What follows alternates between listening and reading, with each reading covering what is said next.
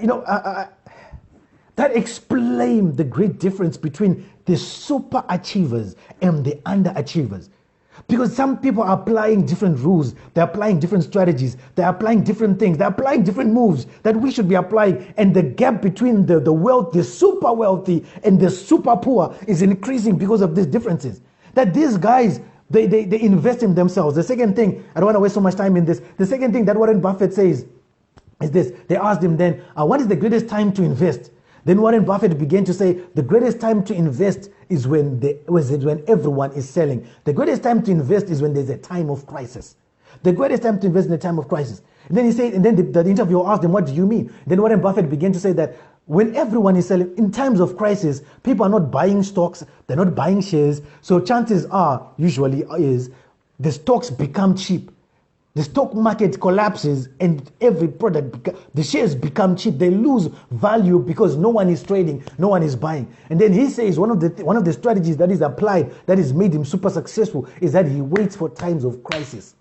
He waits for times of crisis. Let me say it again. He waits for times of crisis. And when everyone is not buying, when everyone is at home saying, oh my gosh, this is not a good time to be buying, that's when he buys stock. Because he says this, I know that things will eventually change. I know that things will eventually normalize. I know that eventually there will be a turnaround. And when the turnaround begins to come, those same investments that I bought at discount, those same shares that I bought cheap, those same things will begin to increase in value.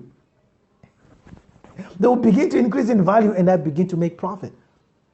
Brothers and sisters, right now we're in the middle of a crisis.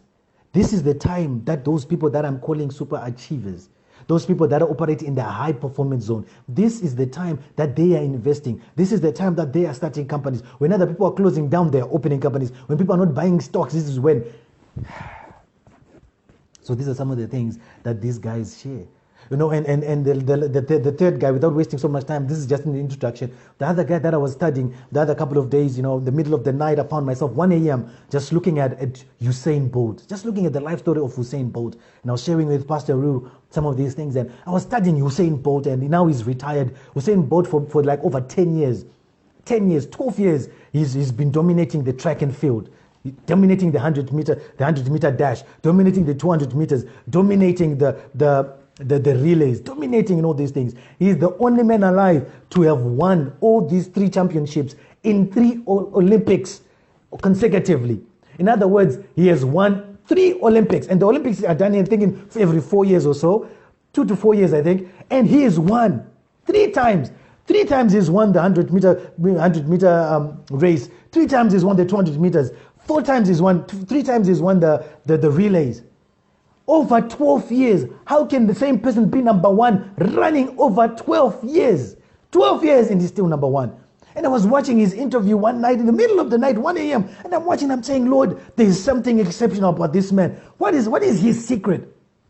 And he shared something in one of his interviews after he's now retired. So when they asked him, why are you retiring? You know, you're the fastest man alive. You're the best. You haven't lost. And then he said, do you know what? My greatest, you guys see me run. So he ran the 100 meter dash in, I think, 9 seconds, in another 10 seconds. And then he says, for me to run that 9-second race, I have to prepare for 11 months. Wow. For me to run 9 seconds, I have to prepare for 11 months. So in other words, when the Olympics come, you see me run 9 seconds, 100 meter dash, and I win.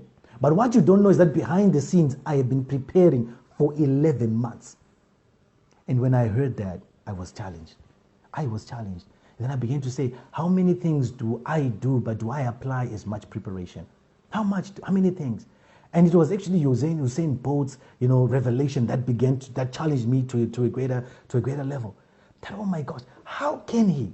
How, brothers and sisters, how can you prepare for a 9-second race for 11 months? And can you apply? Can you take a mirror and look in the mirror? Do you have the discipline to prepare for 11 months to run for 9 seconds? Can you do it? And this is why now we're living in a world of super achievers and underachievers. That's why the gap between the two is increasing and increasing and increasing, because some people are doing extreme things and they're getting extreme results. And then on the other end, other people have explanations, they have excuses, they have all these things that they can say. But at the end, they are stuck in certain places. You know, during the course of the year, we've had amazing men of God. Not just this year, even from last year, we had Apostle ADM. He came and then he preached at our church, and he preached about 4 times. 4 times in 48 hours. 4-5 times in 48 hours. And I was saying to Pastor, I said, how can you preach at that level for so many times in 48 hours? It's difficult. It takes me, brothers and sisters, Monday to Saturday to prepare for this.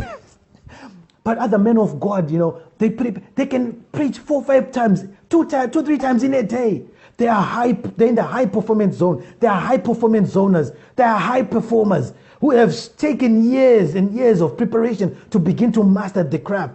Even Pastor Jones, he came and he did our couples thing, and then we stretched him. I think Pastor Jones preached 3 services and he did one-on-one consultations for about 3 hours straight. High performance zoners, high performance zoners. So when I begin to think about these high performance zoners, I begin to say to the Lord, God, I want to be a high performance zoner. When I'm sitting down at church, I want to be a high performance zoner. And the people at our church, I want them also to be high performance zoners. I want you to be in the high performance zone, and I want me to be in the high performance zone. I want you to be a high performer, and I want myself to be a high performer. And so that's why. So what began to happen is when I began to ask the Lord to be a high performer, I started meditating on being a high performer a couple of years ago.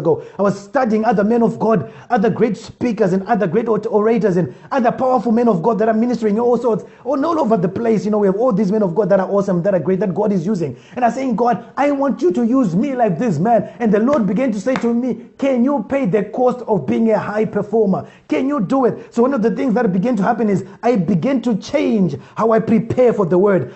Yes, Brother Terence, I began to change how